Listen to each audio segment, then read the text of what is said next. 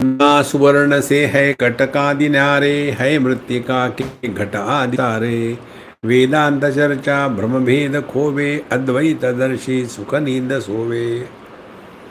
वेदांत में एक महत्व का सिद्धांत है।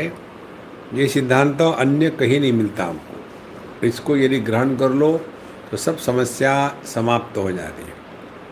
वो सिद्धांत है जिसको वेदांत में ब्रह्म कहते हैं, भक्ति में भगवान कहते हैं, और योग में जिसको परमात्मा कहते हैं, वो एक ही तत्व है। तो ये तत्व क्या है? इस जगत का अभिन्न निमित्त उपादान कारण है। अब ये अभिन्न निमित्त उपादान क्या होता है? देखो, कोई भी वस्तु बनानी हो तो कम से कम दो कारण चाहिए। जैसे मिट्टी का घड़ा बनाना हो तो मिट्टी चाहिए और कुम्हार चाहिए। मिट्टी अपने आप घड़ा नहीं बनेगी और कुम्हार बिना मिट्टी के घड़ा नहीं बना सकता। इसी प्रकार से ये जगत का जो कुम्हार है बनाने वाला, वो भी पर ब्रह्म है, वो भी परमात्मा है, वो ही भगवान है। और जो बना है मिट्टी, वो भी भगवान है। माने जो बना है वो भी भगवान है, जिसने बनाया है वो भी भगवान है। देखो, दोनों बात हो गई। अन्य धर्मों में परमात्मा को, भगवान को केवल जगत का निमित्त कारण कहते हैं, उपादान कारण के रूप में स्वीकार नहीं करते। तो उपादान कारण माने मिट्टी और निमित्त कारण माने कुम्हार। तो यहाँ सातवें इसमें जो बता रहे वो उपादान कारण की बात कर रहे हैं। ना सुवर्ण से है कटकादि न्यारे, सोने से सुवर्ण के अलंकार अलग नहीं होते। माने सुवर्ण ही अलंकार है। माने दूसरा है मृत्तिका के घट आदि सारे, मिट्टी ही सब घट इत्यादि बने हैं। वेदांत चर्चा ब्रह्म भेद खोवे। और यदि हमने ठीक प्रकार से वेदांत की चर्चा करी तो सब भेद भ्रम खत्म हो जाते हैं। एक दो बातें बड़ी महत्व की है, ध्यान से सुनना, अत्यंत सूक्ष्म है। जो विचार हमको अपने पास वापस लौटा के ले आते हैं वो वेदांत की चर्चा है। और जो हमको अपने से दूर भटकाते हैं वो अन्य मार्ग है। अब कैसे? जैसे जगत किसको कहा है? जगत कहा है नाम रूप को। तो रूप तो बाहर होता है, नाम मन में होता है। तो यदि नाम रूपात्मक जगत है तो जगत अंदर बाहर दो ही, दोनों जगह है। तो बाहर भी परमात्मा है या जगत है और अंदर भी जगत है। जो अंदर बाहर दोनों जगह स्थान होता है वही परमात्मा है। परमात्मा के दृष्टि से अंदर बाहर भेद नहीं होता। तो ये दोनों भेद को मिटाना कैसे, इस पर चिंतन करेंगे। वेदांत चर्चा ब्रह्म भेद खोवे, फिर अद्वैत दर्शी सुख नींद सोवे। तो कैसे करना है चिंतन इसका?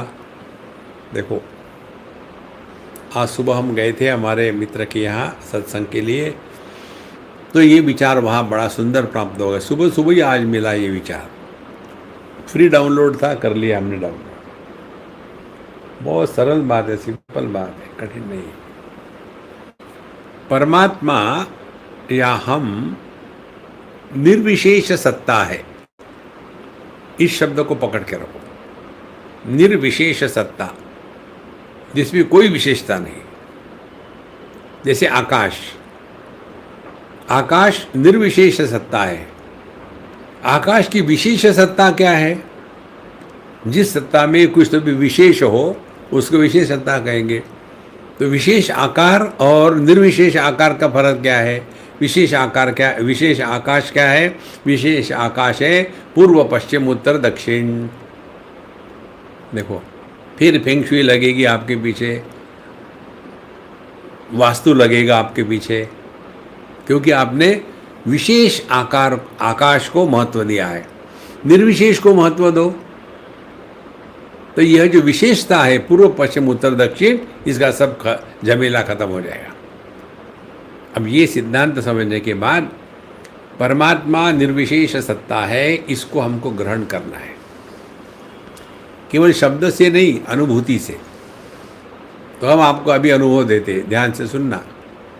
देखो, उदाहरण से शुरू करते हैं। विषय, कोई भी एक विषय ले लो, जैसे रूप रंग। जो गोल है वो तिकोना नहीं है, तो गोल आकार और तिकोना आकार दोनों आकार ही है, लेकिन कैसे आकार है? विशेष आकार है। लाल पीला नहीं है, पीला नीला नहीं है, नीला काला नहीं है, काला सफ़ेद नहीं है। तो ये जो भिन्न रंग है, ये विशेष रंग है। अब हमको ये विशेष आकार और विशेष रंग, इनका आधार क्या है? दृष्टि है। सबका आधार दृष्टि है। तो दृष्टि कैसी है? इसको ना आकार है ना रंग है। तो जो रंग और आकार इनकी विशेषताओं का आधार है, वह निर्विशेष है। सिद्धांत हो गया। देखो, इसी को तन्मात्र कहते हैं। शब्द विशेष है। Angrezi, Hindi, Gujarati, French, German, Chinese, Korean, विशेष, लेकिन शब्द एक ही है।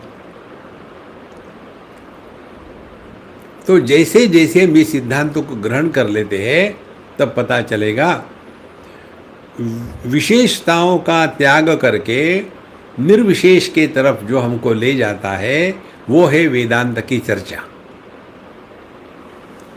तो क्या करें? पहले इसको, सिद्धांत को समझ लिया कि विशेषता का त्याग करके निर्विशेष में पहुंचना है। तो सभी विषयों को हमने त्याग दिया, इंद्रियों पर आए। अब इंद्रिय भी विशेष है। आंखें केवल देख ही सकती है, कान केवल सुन ही सकते हैं, नाक केवल सूंघ ही सकता है, विशेषता है। तो ये निर्विशेष सत्ता क्या है इसकी? मन। एक ही मन इंद्रियों के कारण विशेषता ग्रहण कर लेता है। वैसे देखा जाए तो भिन्न इंद्रिय केवल मन ही है। देखो, तो इंद्रियों से हटे, आ गए मन में। अब मन में राग द्वेष है, सुख दुख है, सभी द्वंद्वों का आधार मन है। अब ये मन की विशेषता का आधार क्या है? बुद्धि, मैं, जो इन दोनों का समर्थन करता है, दुख को भी प्रकाशित करता है और सुख को भी प्रकाशित करता है। तो बुद्धि के दृष्टि से या मैं के दृष्टि से यह विशेषता जो है, सुख जो है वो दुख नहीं है, दुख जो है सुख नहीं है। ये जो द्वंद्व का प्रभाव या द्वंद्व को जो प्रकाशित करता है, वो निर्विशेष है। इसी को बुद्धि या विवेक कहते हैं। अब ये जो विवेक करने वाला जो है, मैं जानता हूँ सुख, मैं जानता हूँ दुख, अब ये मैं कौन है? ये मैं की सत्ता जब तक के हम जागृत अवस्था में है तभी तक है। देखो, तो ये कौन सा हो गया मैं? ये हो गया विशेष मैं। अब यह जो मैं है ये विशेष है। कैसे? उदाहरण से समझ लो। दूसरा, मैं पुत्र हूँ, वे पुत्र विशेष है। मैं आदमी हूँ, निर्विशेष है।